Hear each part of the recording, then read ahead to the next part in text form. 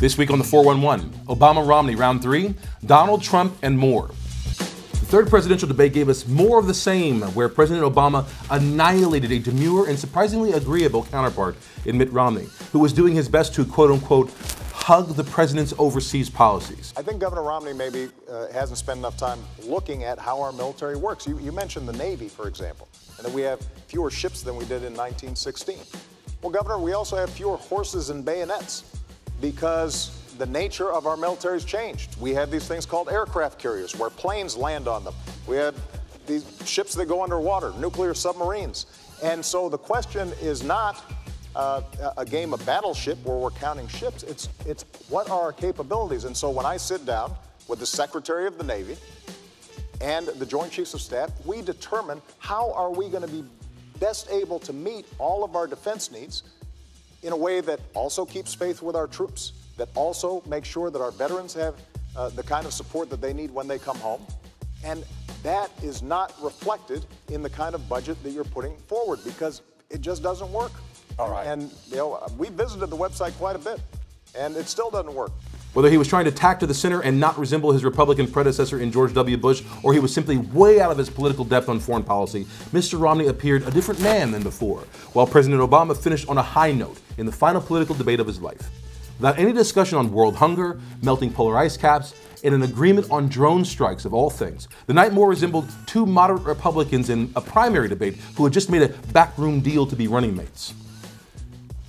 In a related story, waging a preemptive strike against the president's expected debate win on Monday, Donald Trump announced to the world that he had a mother of all October surprises he was going to drop on Wednesday and change the game, leaving many on the left holding their breath and some on the right buying victory cigars and chilling champagne. If Barack Obama opens up and gives his college records and applications, and if he gives his passport applications and records, I will give to a charity of his choice, Inner City Children in Chicago, American Cancer Society, AIDS research, anything he wants, a check immediately for $5 million. Well, what a doozy. His Obama shell landed like the droppings of a goose flying at 50 feet. No, make that 25 feet, less force.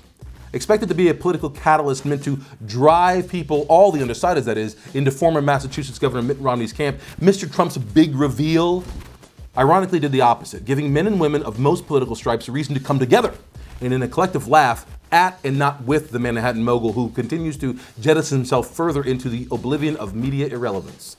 What's next? We can only expect that Mr. Trump will now release a sex tape with Kim Kardashian or Hulk Hogan or who knows. Next up, in a move that should surprise absolutely no one, a number of Florida residents have received letters discouraging them to vote. But here's the kicker. Though the letters questioning people's citizenship have gone out to voters in 23 counties, they're landing in mostly Republican-leaning mailboxes. This is getting interesting. Staying on the political front, in a move that surprised few, retired General and former George W. Bush Secretary of State Colin Powell announced in front of a national television audience that he was again backing President Obama. Of course he did. How could he not? He's a brother, right? And brothers got to stick together. Wrong. Tell that to Michael Steele, Larry Elder, Stacey Dash, and Ken Blackwell, to name a few.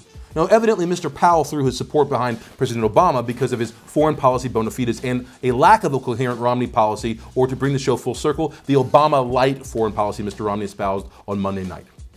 Lastly, music is more sexually arousing than touch, says music service provider Spotify. The study suggested that more were turned on by listening to Dirty Dancing than actually doing it. I'm a skeptic. Anyway, that's all this week. Thanks for joining me, Facebook and Twitters. And remember, early voting is happening in most states. Get out there and vote. I'm Matt Simon. This is Loop21.com. I'm going to go throw on an 8-track of the dulcet tones of Bill Medley and Jennifer Warnes, and smoke a cigarette and get some Hennessy.